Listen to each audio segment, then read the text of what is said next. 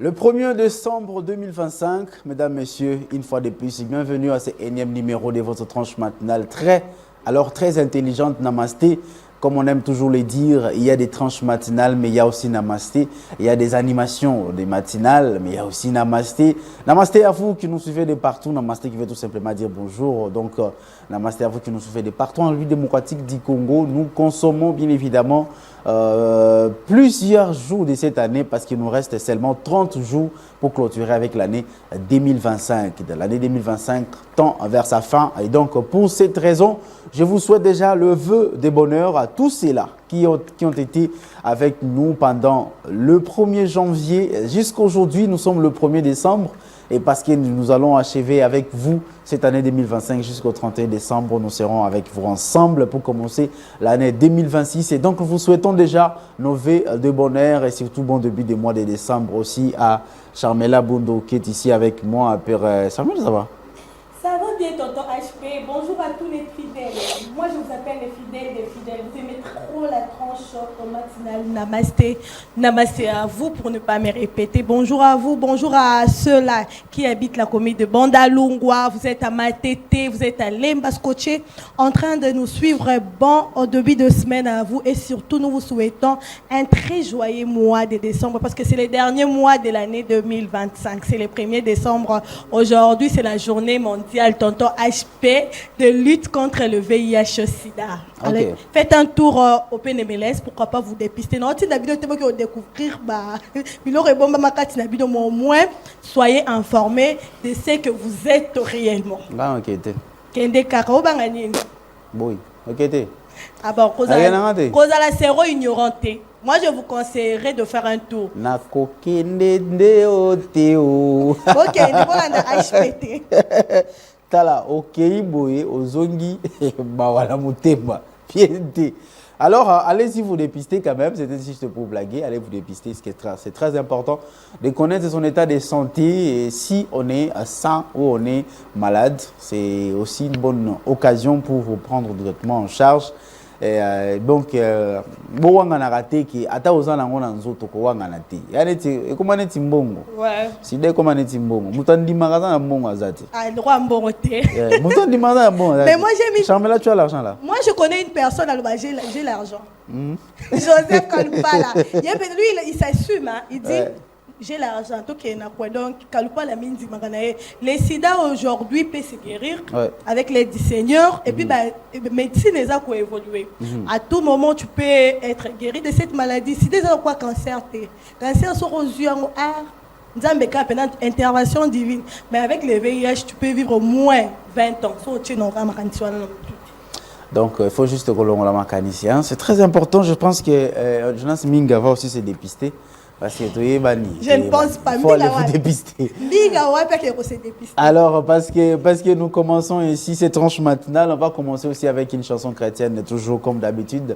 Jonas Minga, je venais de les citer, mais aussi Richard Vouidi, l'équipe technique ce matin avec moi.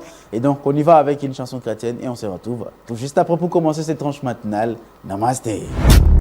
Monsieur Manuel Mouengue, j'ai demandé, Paul Kagame, lui qui avait nié l'évidence de soutenir les rebelles à l'est de la République démocratique du Congo et qui a même dit qu'il était en train de pourchasser, le FDLR. Aujourd'hui, il dit Goma entre ses mains. C'est-à-dire, il a les FDLR entre ses mains aussi. Exactement, parce que c'est ça la question qu'il faut se poser. L'homme qui contrôle la fameuse zone où sont censés se trouver les FDLR. Mais lui-même dit encore qu'il faudrait qu'on règle son problème avant d'espérer une quelconque concession octroyée au gouvernement congolais. Alors, comment lui, qui est dans la zone d'une grande partie du Nord Kivu, une grande partie du Sud Kivu, n'arrive pas à débusquer les fameux FDLR? Les M23 nous ont présenté cette année une petite cinquantaine d'individus au crâne rasé qui nous ont présentés comme des FDLR sans même nous donner la hiérarchie de ce groupe, l'emplacement où ils les ont trouvé, leur secteur d'activité, rien du tout. On les a vus juste comme ça. Juste comme ça, tête rasée, voilà. Ça, c'est un FDLR, ainsi de suite. N'importe qui peut jouer cette scène-là. Il suffit d'avoir une belle caméra, un bon monteur en scène et un scénariste. La vérité ici, c'est qu'il n'y a jamais eu danger sécuritaire au Rwanda. J'avais lu l'ouvrage que je tiens sur ma main ici, de Mayo Yobitumba Tipo Tipo, dans lequel Paul Kagame disait que cette intervention va durer des années et des années tant qu'il y aura les intérêts à moins. Or, lui, Paul Kagame, n'a jamais recensé une seule attaque en 30 ans des FDLR dans son territoire. Ça n'a jamais existé. Un seul massacre ne fût qu'à Gisenyi, à la frontière entre le Goma et Gisenyi, où il y a eu des FDLR qui sont entrés à Gisenyi et qui ont massacré des gens. On n'a jamais eu ça. Jamais. Donc, mais il prétend toujours être là. D'ailleurs, dans l'accord à Washington, les points qui demandent le plus, c'est que la neutralisation des FDLR. J'avais dit que l'accord de Washington s'exécute dans le contexte d'un conflit interne et non d'une agression, ce qui est une erreur. Moi, je suis un lanceur d'alerte, je suis un analyste. Mon travail, c'est examiner de près les faits qui sont liés à la politique interne et internationale et de montrer les failles pour qu'on puisse les régler. Malheureusement, les gens ne nous écoutent pas. Je vous donne encore un autre contexte. Prenez l'accord cadre. Quand on est froid et qu'on analyse objectivement, parfois les gens vous donnent des connotations. Je ne soutiens pas la rébellion, je ne le ferai jamais. Je soutiens le président de la République parce que je suis patriote. Voilà. Regardez l'accord cadre. Il y a 2 points essentiels là-bas qui sont très sensibles. Donc, faites allusion de Doha. Entre les M23 et le gouvernement congolais. Vous avez le premier aspect, c'est la question de l'identité nationale et de la nationalité. Sachant très bien que la crise identitaire congolaise est un complot qu'on a introduit ici pour justifier la thèse d'un conflit interne. C'est une émission que nous avons faite avec vous. J'ai démontré A plus B que c'est un complot quand on fait passer une minorité étrangère pour une ethnie originelle et qu'on donne le motif à cette guerre d'agression comme le motif d'une guerre de conflit interne, de marginalisation de cette dite couche pour justifier le fait que c'est parce qu'on n'a pas traité l'RK qu'il y a guerre alors que les réalités sont économiques. Alors maintenant, on prend la question identitaire, on met ça dans un accord qu'il faudrait signer avec un groupe rebelle.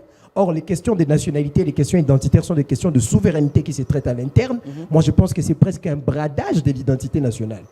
D'où il faut être très prudent lorsqu'on traite des questions comme ça. Et donc, il faudrait simplement écarter ces points-là. En principe, le médiateur ne pouvait pas permettre qu'on inclue ça. Mais comme le médiateur du conflit, lui-même, l'arbitre est complice, il voudrait maintenant qu'au nom d'une agression, nous reconnaissons que c'est une armée étrangère qui a pris les sols congolais. Mais comment cette armée étrangère qui vient sous couvert de M23, on peut discuter des nationalités avec eux? Là, quand ils vont vous demander de leur octroyer la nationalité d'origine, vous allez faire quoi? Je me rappelle que le chef de l'État a défendu ma position en ce qui concerne les communautés Banyarwanda vivant au Congo.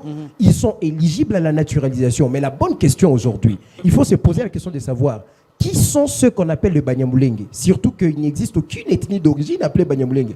Maintenant, pour moi, ceux qui se réclament être Banyamulenge, comme ils le disent, ce sont ceux qui ont été déportés ici avant l'indépendance. Mais quand on ressasse le fait historique, vous vous rappellerez que c'est à partir des années 1920 et 1950, à travers la MIB, la mission d'immigration de Banyarwanda, la transplantation qui a conduit à la naissance de la communauté du Congo belge, Rwanda ou Rundi. Et alors, ceux qui sont ici en 1920, comment savoir que ceux qui se réclament Banyamulenge sont leurs descendants, sachant qu'il y a eu une vague de Tutsis venus en 62 qui ont fui la guerre, plutôt la prise de pouvoir de Hutu, sachant qu'il y a encore une autre vague qui est arrivée en 96 qui ont fui la guerre. Et après cet accord, si on acceptait comme ça, parce que c'est l'accord 4, si on acceptait comme ça, même le défenseur, il n'y a même pas encore le recensement. Exact, même les défenseurs de la cause de Banyamulenge, là, tous ces gens qui viennent chanter la marginalisation, blablabla, sont incapables de prendre un réfugié qui a quitté le Rwanda en 96, vous le mettez là, un Rwandais transplanté, oui, parce que nous ne contrôlons plus nos frontières depuis plus de 2 ans. Parce qu'il y a des Rwandais qui sont entrés, le mettre est là, et un descendant de ces fameux Banyamulenge de 1920 jusqu'à 1950. Dites-nous lequel d'entre eux est Munyamulenge, lequel d'entre eux est venu du Rwanda. Ils sont incapables. Ça sera difficile déjà par morphologie. Vous allez donner à une morphologie faciale la nationalité d'origine. Vous risquez d'être contraint. Et surtout que l'on sait comment les États-Unis procèdent pour faire accepter des choses aux gens. J'avais dit encore qu'ils traitent les conflits en RDC comme le conflit russo-ukrainien. Je l'avais dit, on ne m'a pas cru. On fait pression sur vous pour que vous acceptez les conditions d'un accord qui porte des intérêts entre l'agresseur et le médiateur. C'est la même chose. Et au finish, ils trouvent leur gain. Exactement. Parce que il y a, en principe, dans la géopolitique, dans les relations internationales, il n'y a aucune médiation sans intérêt. Qu'on ne vous trompe pas. Tabombe qui a voulu être médiateur ici pour un dialogue, mais c'est parce qu'il a des carrés miniers qu'il ne sait pas. Au Congo, Mais il a des intérêts. Le président Félix a fait un grand travail en confisquant les titres miniers à beaucoup de gens. Dans ces 600 titres miniers-là, l'espace que couvrent ces mines, c'est plus que même la superficie du Rwanda. Oh là là. Maintenant, dans ces contextes-là, lui, sachant qu'il a aussi des titres qu'il ne peut pas récupérer avec l'actuel régime, il a voulu jouer le sauveur en remettant 102 sur la table pour que lui aussi ait des héritages, récupère son dû. Parce qu'il y a des intérêts. Ceux qui soutiennent Kabila pour son retour savent qu'ils ont des intérêts derrière qu'ils ont perdus.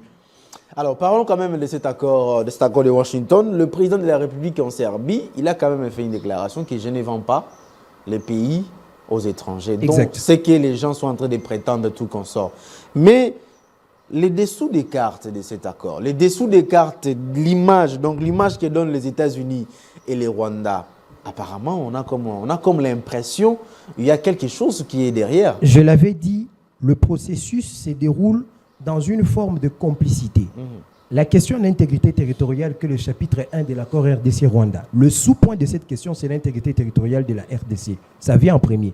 Ça n'a pas été traité. Le deuxième sous-point, c'est l'intégrité territoriale du Rwanda en prenant en compte la menace des FDLR. Ça a été traité parce que le gouvernement congolais a fait des efforts. On nous a fait quitter du premier point jusqu'au grand 6e point, qui est l'accord des coopérations et intégration régionale économique. On nous a contraints à signer. Comment vous pouvez parler des relations économiques avec un État agresseur qui garde ses troupes chez vous? C'est comme ça que Félix Tshisekedi avait refusé de signer. Mais moi, dès le départ, avant même qu'on en arrive là, j'ai lancé l'alerte ici. J'avais dit que le contexte de résolution du conflit ne répond pas à la thèse que nous défendons de l'agression, ça répond à la thèse du conflit interne. Monsieur le Président, il faudrait ça. J'ai proposé ça ici. Personne ne nous entend, ça fait des mois. Voilà maintenant le résultat. Vous êtes dans un processus qui semble biaisé. C'est comme ça que maintenant, cela justifie le voyage à la Serbie. Face à cet étau de piège, parce que moi je suis analyste, je me rappelle de l'histoire de la RDC.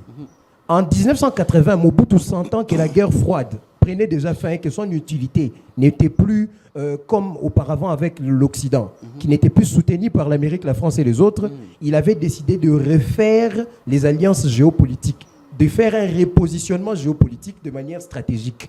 Mobutu s'est rapproché de l'actuelle Serbie. À l'époque, on l'appelait la Yougoslavie. C'était un État de l'URSS qui, à cause de ses richesses qui se trouvent au Kosovo, dans la région des Balkans, avait décidé d'être balkanisé par l'Occident. L'Occident avait décidé de balkaniser ces pays-là, puisqu'il fallait morceler l'URSS et prendre toutes les régions qui avaient des richesses. Mobutu a traité avec eux pour des armes et Mobutu a importé des armes ici. Parce qu'il connaissait déjà le mécanisme par lequel on allait le faire partir. Tension interne liée à sa mauvaise gouvernance, à sa dictature, mais en même temps, peut-être une rébellion, parce qu'il connaissait les méthodes des Américains avec qui il a travaillé. Aujourd'hui, même, il y a 3 voyages principaux qui montrent que la RDC cherche un alignement mondial vers le bloc BRICS, ou encore veut utiliser les BRICS comme une stratégie de contrepoids pour faire pression sur l'Amérique. Le premier, c'est le voyage au Brésil, avec Guy Modianvita qui a signé des accords de coopération militaire. Le Brésil a une industrie militaire qui peut aider à la loi de programmation militaire qui prône une industrie militaire locale, Afridex. Le deuxième voyage, c'est lorsqu'il est allé au sommet Samdex, avec les pays du Sahel, le Mali, le Burkina Faso, le Niger, et il a rencontré le vice-ministre de la Défense russe. Et le troisième voyage, c'est en Serbie. Le même mécanisme qui s'est passé aux années 80 avec Mobutu revient aujourd'hui parce que la Yougoslavie anciennement appelée, actuellement s'appelle la Serbie. Et qu'est-ce qu'il y a comme rapport entre la Serbie et la RDC? Ce qui prouve encore que Félix ne veut pas vendre le pays, il cherche un ralliement, il cherche un moyen de contrepoids. La Serbie a subi la balkanisation comme nous. Parce que lorsqu'on va demander à la Yougoslavie adhérer à l'Union européenne, celle-ci va refuser, elle va préférer de rester pro-russe. On va prendre la région du Kosovo. On va utiliser les Albanais. C'est la majorité ethnique qui se trouve là-bas, tribale ou régionale. On va demander aux Albanais de déclarer l'indépendance du Kosovo. La même chose quand on a essayé avec la sécession katangaise de Tchombe à cause des richesses du Katanga. Alors, les Albanais vont prendre la décision de déclarer leur indépendance et de ne plus répondre au gouvernement serbe. Ça devient un conflit ethnique. Alors, le pouvoir serbe sera mécontent et va passer en guerre. Qu'est-ce qui arrivera là? Il y avait une résolution appelée la résolution 1244. Lorsqu'on a morcelé l'URSS, on a reconnu que la Serbie possédait toutes ces provinces, notamment le Kosovo, et était un État souverain. Mais il y aura viol de cette résolution-là, puisqu'il y aura intervention de l'OTAN sans que le Conseil de sécurité donne l'autorisation. L'OTAN, c'est l'armée de l'Europe qui combat pour les États-Unis et repousse le pouvoir soviétique ou communiste.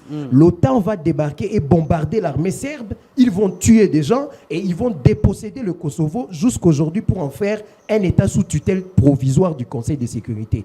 Et en 2008, le Kosovo va déclarer son indépendance totale. Et parmi les pays qui vont reconnaître sa légitimité, le premier, les États-Unis, la France et l'Allemagne. Toujours les mêmes puissances. Bien sûr. Oui. Bien sûr. Aujourd'hui, il y a une base américaine qui se trouve... Excusez-moi. Prenez ça, oui. Merci, monsieur. Je disais qu'aujourd'hui... Donc... Aujourd'hui, il y a une base américaine qui se trouve...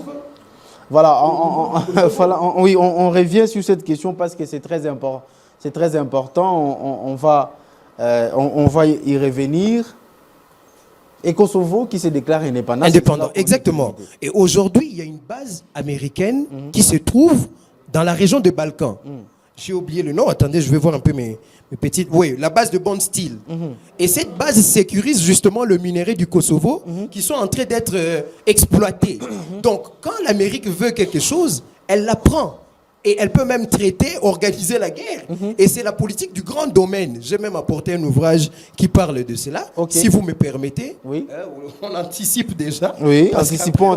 On peut prendre Nanga juste après. Je veux vous lire l'ouvrage Les marionnettes congolaises. Parce que moi, tous mes ouvrages se parlent entre eux.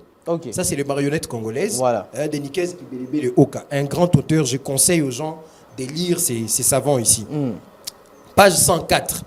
Je commence à la page 103 pour que vous compreniez la rhétorique de l'Amérique, elle n'est pas née d'aujourd'hui. On vous dira ceci. Monseigneur Mouzira, Christophe et Kataliko Emmanuel, tous des archevêques de Bukavu. Là, nous sommes pendant les événements de 98, 99, l'agression que le Congo a connue, que Mouzé dénonçait. Donc la trahison des Rwandais avec qui il est venu. Emmanuel, il s'appelait comme moi. Les patriotes s'appellent toujours des Emmanuel. Tous deux archevêques de Bukavu. Voilà. La porte de l'invasion du Congo, ils sont morts à la porte de l'invasion du Congo. L'un assassiné et dépécé en 1996 et l'autre des crises cardiaques en 2000. Ils ont eu les malheurs de dénoncer cette guerre anglo-saxonne qui envahissait la RDC. Ils ont pointé du doigt l'Amérique et ses dirigeants. Donc ce que j'ai dit, ça ne date pas d'aujourd'hui. À l'époque, on avait des messeigneurs patriotes. Aujourd'hui, vous avez des prélats qui sont capitalistes, qui n'ont que la notion du lucre et qui sont incapables de dénoncer le Rwanda et de dénoncer l'agression.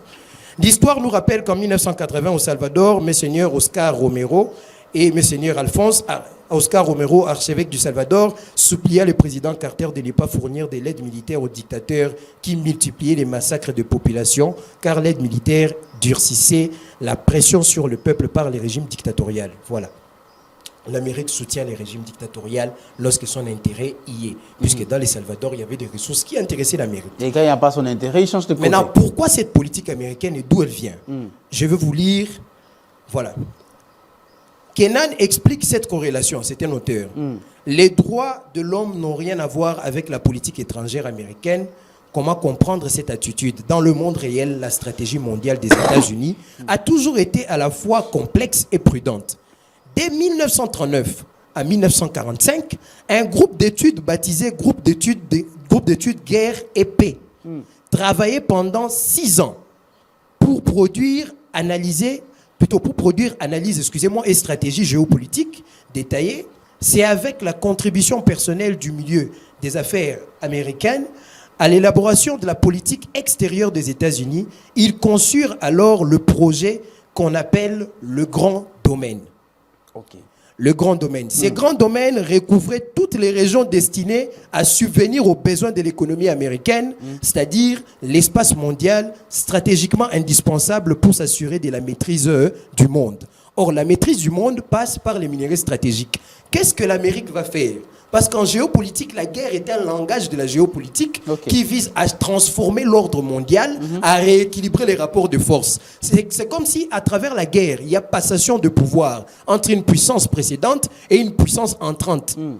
Quand ils vont faire la Deuxième Guerre mondiale, l'Amérique, à travers le Grand Domaine, avaient déjà ciblé la République démocratique du Congo, où ils avaient pris l'uranium au Katanga là-bas, je crois, au Chikolombwe.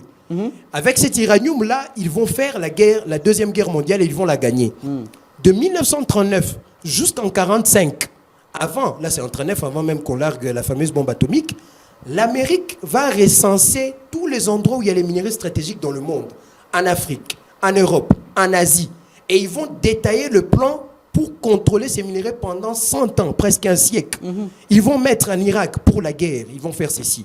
Là-bas pour le conflit, là-bas par accord. Toute cette méthodologie-là, la politique du war business, ils vont la mettre en place et c'est ce que l'Amérique exécute depuis longtemps. Peu importe le président qui change, c'est la même politique du grand domaine qui vise à maintenir la suprématie des États-Unis. Et la preuve que j'ai raison, allez voir la Syrie. Allez voir la Libye, allez au Venezuela. Aujourd'hui, on menace Nicolas Maduro, on prétend qu'il est en train d'alimenter les trafics de drogue. Alors que c'est faux, c'est pour son pétrole. Allez au Groenland. C'est une région où il y a des minerais stratégiques. L'Amérique veut aussi déclarer la guerre ou veut prendre le Groenland en négociant avec les pays aux abords. Est-ce qu'on peut comprendre dans tout ça, là, toutes ces analyses partant de la Serbie, Kosovo-Serbie, on peut comprendre que même Corneille Nangaa, les dessous des cartes pour vouloir un État fédéral n'est que juste une communication, mais à l'intérieur, c'est pour nécessairement diviser ces pays et avoir cette partie de Kivu dirigée par le Rwanda et les États-Unis. En conclusion, pour la Serbie, les chefs de l'État est allé voir un État qui partage la même histoire que nous, qui a été victime du même complot. Et si vous suivez bien, la Serbie fait partie des États qui n'ont même pas voulu sanctionner la Russie pour ce qu'il fait à l'Ukraine. Parce que la Serbie sait que le mouvement ukrainien, c'est la géopolitique qui s'applique parce que les frontières des États-Unis, à travers l'OTAN, veulent arriver jusque devant les portes de la Russie. La Serbie, ancienne Yougoslavie, connaît la vérité. Et Félix Tshisekedi est allé traiter avec eux aussi parce que l'armement de notre pays fonctionne avec les armes chinoises et les armes russophones, comme l'AK-47, l'AK-74, les RPG et tout ça, ça vient de là-bas. Donc on renforce la coopération militaire et on s'y rapproche un peu plus du BRICS. Pour entrer chez Corneille Nangaa, le propos de Corneille Nangaa, quand les gens observent, ils sont en train de rire parce qu'ils disent qu'il y a maintenant un conflit au sein de l'AFC, parce qu'il y a divergence d'opinion. Il y a Diongo qui n'est pas d'accord. Diongo, José Makila aussi. José Makila non plus n'est pas d'accord avec cette idée. Je vous dis qu'au-delà de ces gens-là, les conflits se passent entre les deux protagonistes de la guerre. Notamment. Je vais parler en hypothèse. Parce que si je fais toujours des émissions en réflexion, en révélation, malheureusement, les gens ne suivent pas. Révélons comme ça. Tout ce que j'annonce finit par arriver. Je vais vous donner des révélations. La guerre à 3 niveaux. Vous avez les acteurs réels, ce que vous voyez. Vous avez les acteurs invisibles au second degré. Ça, c'est ceux-là qui sont derrière le conflit, les États, donc le Rwanda, Kabila, comme on accuse, puisqu'il est condamné. Je suis d'accord avec l'État. Et vous avez les acteurs de 3e rang. Là, c'est dans les saints des saints. Ce sont les grandes puissances et les multinationales. Alors, il y a un conflit entre les acteurs de second plan, ceux qui contrôlent les acteurs réels et physiques. D'où mon ouvrage Les marionnettes congolaises. Félix n'avait pas tort. Nangaa vous a dit qu'ils ont pris les armes parce que Félix veut changer la constitution, n'est-ce pas? Aujourd'hui, il vous parle du fédéralisme comme un mode de gestion de notre État. Il n'existe dans aucun pays une forme de l'État en dehors d'une constitution. Donc, pour appliquer le fédéralisme, il faudrait changer la constitution ou la modifier. Donc, il est d'accord aujourd'hui de changer la constitution. Ça nous casse totalement la raison comme quoi ils ont pris les armes parce que Félix veut changer la constitution. Donc, indirectement, ils nous disent quand c'est nous, c'est bien, quand c'est l'autre, c'est mauvais. Et pourtant, c'est lui qui est légalement installé, c'est celui qui est en fonction. Mais il ne peut pas changer sans consulter les peuples. C'est une question référendaire parce que ça déroge de la volonté du souverain primaire. C'est un processus extra-constitutionnel. Mais lui, il veut nous faire croire que vous n'avez pas besoin de décider, c'est moi, le rebelle, qui décide. Maintenant, le conflit vient d'où? Il y avait deux acteurs, il y a deux acteurs. Le Rwanda, lui, vise que le Nord et le Sud Kivu. La logique de l'expropriation de terres et de la balkanisation. D'un côté, vous avez l'AFC, le conglomérat de politique conduit par le bloc Kabila. Je le dis dans cette hypothèse parce qu'il est condamné et il est confirmé. Donc, j'ai rejoint cette hypothèse. Joseph Kabila veut le pouvoir, veut récupérer le pouvoir. Kagame veut l'Est du pays. Il y a alliance entre ces deux personnes. Moi, je donne les militaires sous tutelle des M23. Toi, tu donnes les politiques sous tutelle de l'AFC pour que quand les politiques sont en tête d'affiche, on pense que c'est un conflit congolais. Ouais. Tu veux récupérer le pouvoir? Ok. Moi, je veux le Nord et le Sud Kivu. Tu prends le pouvoir, tu me le cèdes comme on a fait aux accords du 23 mars 2009. D'accord. Comme cela a été fait même à l'Émirat avec ton papa. D'accord. Mais on se rend compte qu'il y a un problème. On ne peut pas progresser jusqu'à Kinshasa, on est bloqué. Oui. Kagame tire les droits de son côté. Il dit, non, moi j'ai déjà ce que je voulais, le Nord et le Sud Kivu. Alors je me limite ici. Oui. Corneille Nangaa, le troisième acteur dans ces conflits, qui est l'acteur mineur, qui peut être sacrifié à tout moment, remarque qu'avec Doha, il y a le principe de la justice transitionnelle. Les deux États peuvent se réconcilier, mais moi je vais être comme le bouc émissaire qu'on va exécuter. De l'autre côté, chez Kabila, je n'ai pas de leadership. Je ne suis qu'un coordonnateur. C'est comme avec les Nations Unies. Vous avez un secrétaire général, mais au-dessus, c'est l'Amérique. Ouais. Pendant que vous ignorez, je suis coordonnateur, mais là-bas, face à Kabila, je n'ai pas d'influence. Ouais. Donc, dans ces contextes, qu'est-ce que je fais? Je vais me marier à Kagame, puisque c'est lui qui a la puissance militaire. Ma protection est militaire. J'ai fait allégeance à Kagame, je lui dis, je peux te faciliter la balkanisation du pays, je prône le fédéralisme. Et il a commencé à faire des yeux doux à Kagame depuis longtemps, parce qu'il y a une guerre d'influence. Nangaa cherche à être plus que Kabila auprès de Kagame. Ok. Et maintenant, il a même commencé à prétexter les Tutsis, toutes ces histoires-là. Lui, il devient comme le défenseur de la communauté Tutsi. Pour rejoindre les discours de Kagame, il dit, on peut déclarer l'État fédéral, on impose ça comme condition, et ça sera entre tes mains. Et de l'autre côté, maintenant, c'est s'entendre.